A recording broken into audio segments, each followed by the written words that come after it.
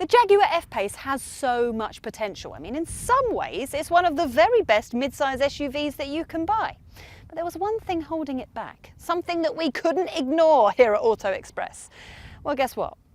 Jaguar have only gone and fixed it, and the results are in, and they're blooming good.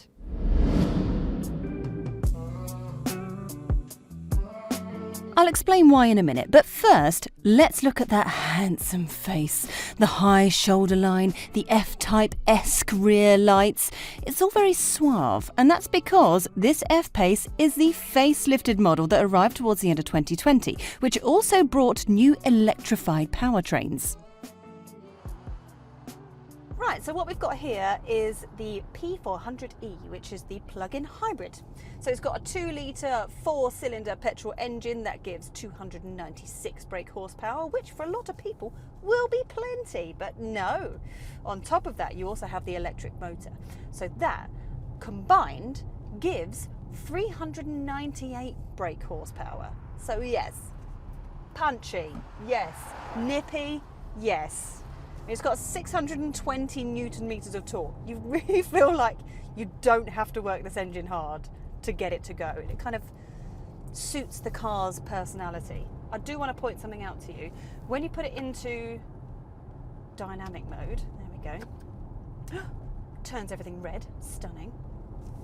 It plays like a fake V8 noise through the speakers, which I'm not too sure about, unless, let's see. Oh yeah, go on. Okay. All right, fine. The fake V8 actually sounded quite cool when I put my foot down just then. Okay, fine. I will accept the fake V8. But wait, being a plug-in hybrid, what really matters is the electric element to the powertrain. So what's it like when you switch to EV mode?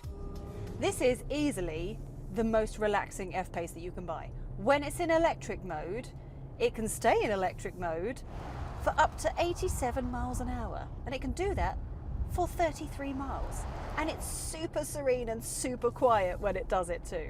Oh, and you can charge this at a rapid charger. So you can get up to 80% in like half an hour.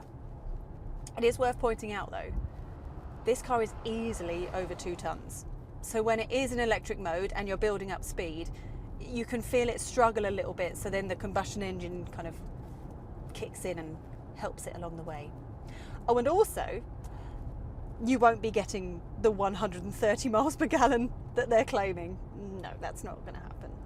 Maybe in the 50s, 60s, if you're lucky. Not 130. This gearbox though, this automatic gearbox, is super smooth. Super smooth. I like that very much.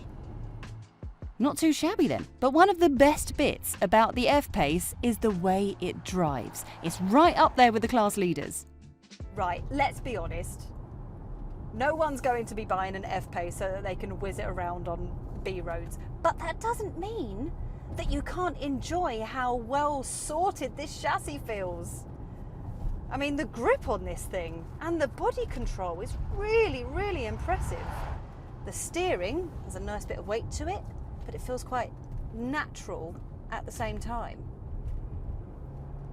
I mean, there's been no sacrifice when it comes to comfort or refinement. You know when sometimes you're driving a car and then you hit a bump in the road and it goes gugung? There's no gugung here. It hits a bump and goes flum flum. Flum flum. That's how it hits the bumps. Flum flum. Hashtag flum flum, however you want to spell it. The F-Pace really is one of the best handling SUVs of the lot, but to be honest, it always has been. Where it has traditionally lagged behind its rivals though is the interior. The F-Pace launched with a clunky old infotainment and a cheap looking dashboard that really didn't do the rest of the car justice. But just look at what they've done with the facelift. Right, interior.